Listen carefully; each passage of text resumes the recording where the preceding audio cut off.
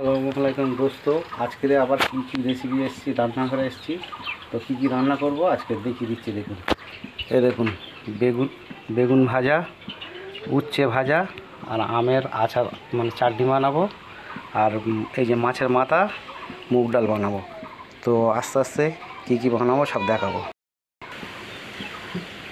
এগুলো ভাজা তেলে ছেড়ে দিলাম, তো লাস্ট ভিডিওতে সব রান্নাগুলো দেখাবো, ঠিক আছে।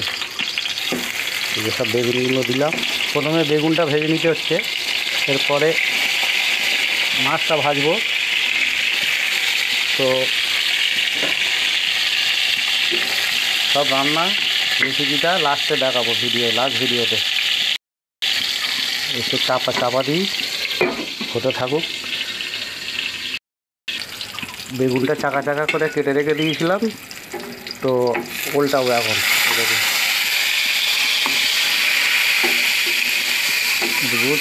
বেগুন ভাজা খুব ভাত দিয়ে গরম ভাতের সাথে খুব ভালো লাগে খেতে, তার সাথে একটা কাঁচা লঙ্কা হলে আরও ভালো লাগে। তো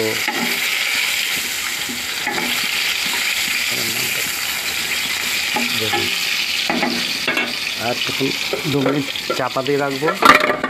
চাপা দিয়ে রাখলে দারুণ। দেখুন, বেগুন ভাজাটা হয়ে গেছে, এবার তুলে নেবো, ঠিক আছে।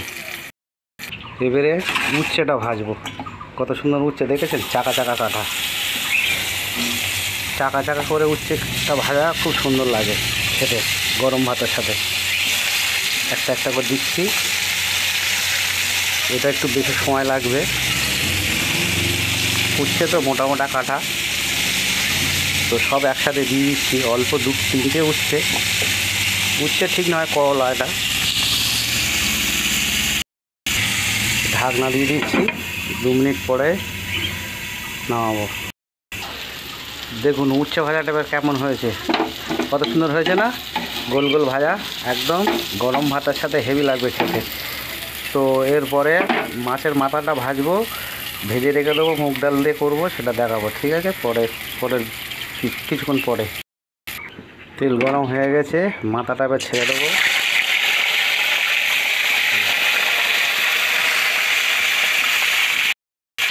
কাতলা মাছ কা মুন্ডি, কাতলা মাছের মাথা।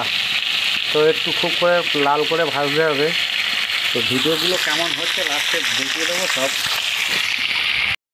এতে নুন হলুদ সব মাখানো ছিল আগে। বেগুন ভাজাটা দেখুন, এই যে বেগুন ভাজাটা উচ্ছে ভাজাটা কত সুন্দর হয়েছে, দেখেছেন?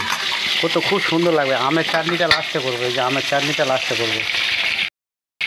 কাতলা মাছকে মুন্ডি, কাতলা মাছের মাথা, জ্যান্ত কাতলার মাথা এসছে, এবার নামিয়ে নেবো।